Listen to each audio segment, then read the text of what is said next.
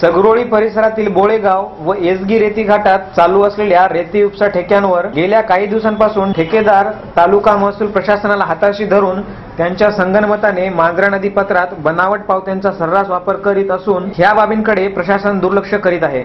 सगरोळी परिसरातील बोळेगाव व एसगी रेती घाटात चालू असलेल्या रेती उपसा ठेक्यावर गेल्या काही दिवसांपासून ठेकेदार तालुका महसूल प्रशासनाला हाताशी धरून त्यांच्या संगनमताने मांजरा नदीपात्रात बनावट पावत्यांचा सर्रास वापर करीत असून ही बाब प्रशासनाला माहीत असताना सुद्धा याकडे प्रशासन जाणून बुजून दुर्लक्ष करीत असल्याबद्दल परिसरातील ग्रामस्थ प्रशासनाबद्दल नाराजी व्यक्त करीत आहेत। बिलोली तालुक्याला लाभलेले मांजरा नदीचे पात्र हे नांदेड जिल्ह्यासाठी सर्वत्र जास्त महसूल मिळवून देणारे नदीपात्र आहे, कारण या नदीपात्रात लाल रेतीचे मोठे विस्तारित पात्र असून या लाल रेतीस महाराष्ट्रासह तेलंगणा, आंध्र प्रदेश व कर्नाटक आदी राज्यात मोठी मागणी असते। या मांजरा नदीपात्रात गेल्या अनेक वर्षापासून शासन लिलावाच्या माध्यमातून ठेकेदारांच्या ताब्यात देऊन रेती उपसा केला जातो, परंतु गेल्या 2 वर्षापासून ई टेंडर पद्धतीने रेती ठेका दिला जात आहे। यामध्ये आंध्र प्रदेश व तेलंगणातील रेती ठेकेदारांनी हा रेती घाट ताब्यात घेऊन प्रशासनाला हाताशी धरून मनमानी पद्धतीने दिवस रात्र जेसीबी मशीनच्या सहाय्याने रेती उपसा करीत आहेत। विशेष म्हणजे 2 महिन्यापासून बोळेगाव व एसगी हे 2 शासकीय रेती घाट चालू करण्यात आले। यामध्ये बेळेगाव रेती घाटात गट नंबर 320 व गट नंबर 321 सरकारी गायरांमध्ये 14,134 ब्रास, तर एसगी रेती घाटात गट नंबर 233 सरकारी गायरांच्या लगत 4,947 ब्रास रेती उत्खननाची परवानगी वेमुन्नापल्ली मुरली मोहन यांना देण्यात आली।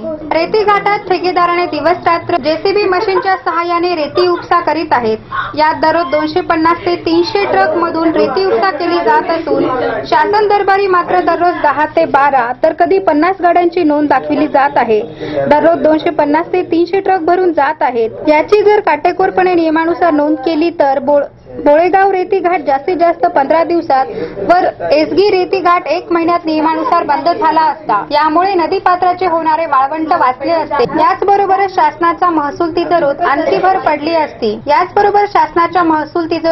भर पडली असती, परंतु महसूल प्रशासनाच्या वरदहस्ताने संबंधित रेती ठेकेदार पूर्ण मांजरा नदीपात्र खरेदी केल्यासारखे वावरून दिवस रात्र रेती उपसा करीत आहेत। यासंबंधी आजपर्यंत तहसील कार्यालयासमोर अनेक उपोषणे व आंदोलने झाली, पण याची शासन दरबारी दखल घेण्यात आली नाही। फक्त तहसीलदार व महसूल कर्मचारी यांच्याकडून क्षमतेपेक्षा जास्त वाहतूक करणाऱ्या वाहनांवर कारवाई करण्याचे नाटक करून आम्ही किती कार्यतत्पर आहोत हे दाखविण्याचा प्रयत्न करीत आहेत। पण मांजरा नदीपात्रात प्रत्येक घाटावर 5 ते 6 जेसीबी चालू असून सर्रासपणे बनावट पावत्या वापरण्यात येत आहेत। यावर मात्र अद्याप कसल्याही प्रकारची कारवाई जाणून बुजून करण्यात आली नाही।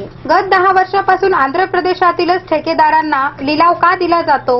सध्या जिल्हा प्रशासनावर या लिलावधारकाकडून दबंगगिरी निर्माण करून लिलावाच्या अटीची पायमल्ली करून जेसीबी मशीनच्या सहाय्याने शेकडो वाहनांच्या मदतीने अवैध रेती उपसा करून शासनाचा 20 वर्षाचा महसुलीवर गंडांतर ओढवल्याचे दिसून येत असले तरी स्थानिक तालुका व जिल्हा प्रशासन मात्र या रेती तस्करांना पाठीशी घालून अभय देत असल्याचे पाहावयास मिळत आहे।